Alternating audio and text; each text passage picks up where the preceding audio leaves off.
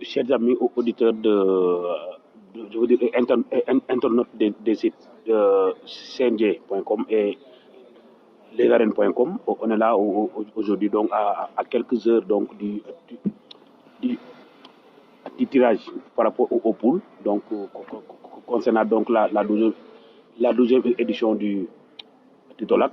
Donc on a comme invité le président de la fédération nigérienne de lutte, M. Moussa Oufana. Voilà. Donc, la première question qu'on va vous poser, président, c'est par rapport à l'organisation. On en est à 24 heures du démarrage officiel des compétitions. Où en êtes-vous par rapport à l'organisation? Bonsoir, merci beaucoup de m'avoir posé cette question. Et pour ce qui est de l'organisation, tout est fin peu près. Tout est fin prêt.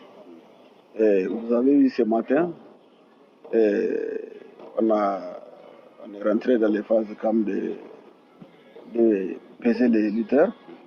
Et nous sommes dans quelques heures, tout va finir. Et nous allons passer au tirage par équipe aussi. Donc, pour ce qui est de l'organisation ici, au niveau de la fédération et du ministère, en tout cas, tout est fait prêt. Nous sommes prêts pour accueillir quand même ce tournoi de TOLAC. Comme vous l'avez dit, si bien, on le sait, le TOLAC, c'est surtout la CEDEAO, mais au niveau du Niger, la fédération et le ministère, est-ce qu'on peut avoir une idée sur la somme que vous avez débloquée pour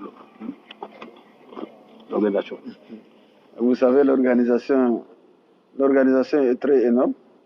Pour le moment, je ne peux pas vous faire la situation quand même de ce que nous avons dépensé. Mais ce qui est sûr, nous sommes là-dessus et nous sommes en train de faire jusqu'à la fin, Inch'Allah. Il y en a qui disent que la manière dont on fait le tirage, elle favorise beaucoup plus des pays comme le Sénégal et le Niger qui, en général, ne peuvent se croiser qu'en finale. Est-ce que il vous arrive de penser à changer un peu le système? Bon, c'est une question technique que moi je ne maîtrise pas. Les techniciens sont là. C'est à eux de se débattre et voir quelle est la formule la plus attenante qu'ils vont mettre en œuvre. Le TOLAC est à sa 12e édition. Donc, on a vu que, comme à chaque fois, hein, les favoris naturels, c'est un peu le Niger, le Sénégal, un peu peut-être le Nigeria, la Gambie. Est-ce que vous avez la même lecture, selon vous? Oui, c'est normal. Vous savez, la lutte, quand on parle de la lutte aujourd'hui, la lutte traditionnelle, on est obligé de dire le Niger, on est obligé de dire le Sénégal. Donc c'est pour cela ces pays-là, donc, eux-mêmes, ils tiennent beaucoup qu'à la lutte. C'est pour cela ils sont toujours dans la sélection des lutteurs hein, qui vont toujours faire une compétition quand même pour gagner. Oui. Donc on ne peut pas, quand on parle de la lutte, donc on ne peut pas dire que le Niger et le Sénégal sont des pays vraiment qui la lutte vraiment devenue une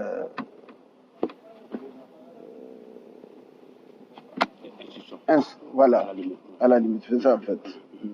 D'accord. Alors, dans votre équipe, il y a un lutteur qui s'appelle Kadri Abdou, plus connu sous le nom de Isaka, qui non seulement est venu à Dakar pour battre le lutteur sénégalais, Boy Faye en l'occurrence, mais en plus, il est l'actuel recordman des sabres d'or ici au Niger, après Adama Kankou.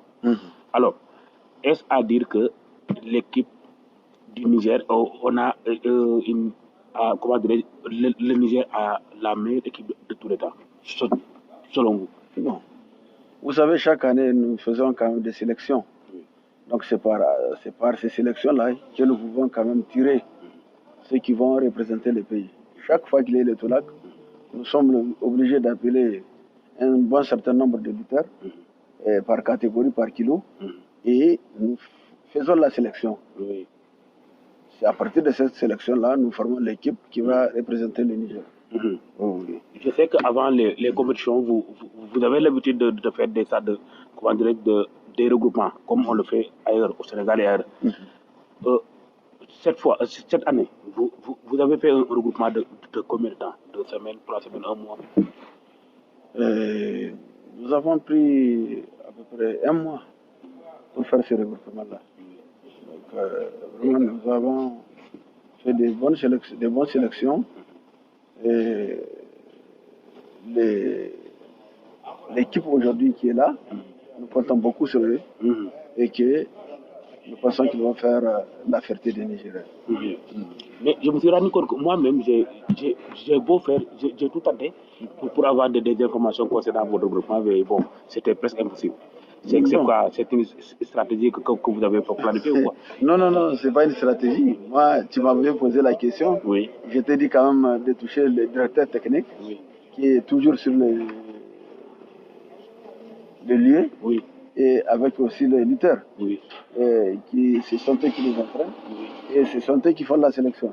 Donc c'est pour cela que j'étais mis en relation avec le directeur pour qu'il te donne les vraies réponses.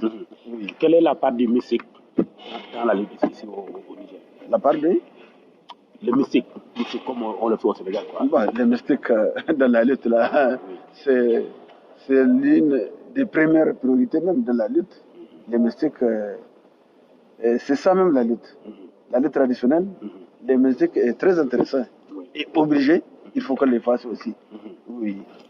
La dernière fois, en 2018, le Sénégal est venu battre le Niger ici, sur cette terre. Est-ce que vous pensez qu'il peut rééditer cette performance? En tout cas, nous ne pensons pas. C'est difficile. Aujourd'hui, nous sommes là et nous sommes aux aguets aussi. Nous demandons aussi beaucoup de chances, que Dieu nous donne beaucoup de chances pour qu'on puisse quand même nous aussi les battre. Parce que c'est pas toujours qu'ils vont nous battre. Et un jour aussi, nous aussi, on va les battre. C'est comme ça la lutte. Celui qui te terrasse demain là. Demain aussi, lui, il peut te terrasser aussi. C'est comme ça la lutte. Mais est-ce que vous pensez que le Niger a des arguments suffisants pour battre le Sénégal? Mais les arguments, c'est ça en fait. Les arguments, c'est la lutte. Nous avons de vrais lutteurs et nous avons fait une bonne sélection. C'est ça nos arguments.